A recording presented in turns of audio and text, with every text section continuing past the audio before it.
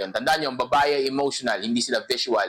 Hindi porki may abs ka, gaganahan na kaagad siya o mag-aapoy na kaagad ang sitwasyon. Okay? So, umpisa yan. Okay? May dating yan sa kanya kasi nga, naparamdam mo yun sa kanya sa umpisa. Okay? Tignan mo, naramdaman niya. Okay? Sa umpisa. Pero not all the time, dahil pag nakita na niya yan, not all the time nga, sabihin nating e-effect pa yung visual sa kanya palagi. Okay? Sa umpisa. Kasi syempre, hindi niya pa nakikita yun. First time yun. O bago pa lang kayo. So, maganda talaga yun sa mata niya. So, dahil maganda yun sa mata niya, at bago yun, may spike ng emosyon yan. So, yun yung nagdadrive sa kanya sa umpisa. Pero katagalan, lalo na pagka nakausap mo na ang babae, kunyari, kinilala mo ang babae, yung personality mo na ang magiging basihan niya dyan. Okay? Yung charisma mo. O kung paano ka makipag-usap sa kanya.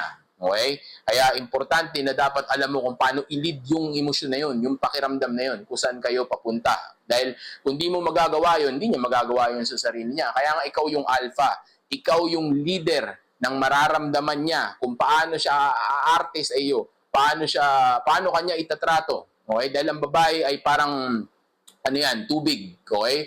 Kung saan mo ilalagay na container yan, ganun siya magiging.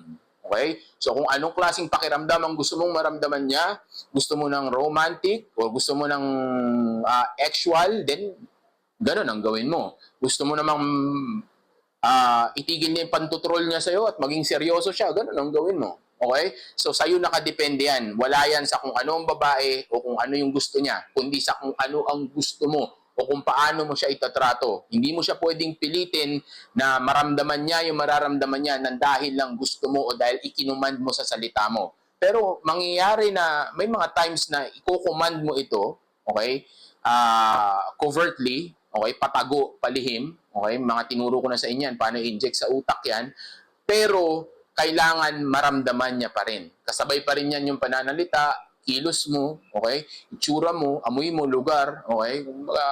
Hindi pa pwedeng basta magko-command ka lang. Gusto ko mag-apoy ka. Ganun, hindi pa pwedeng ganun.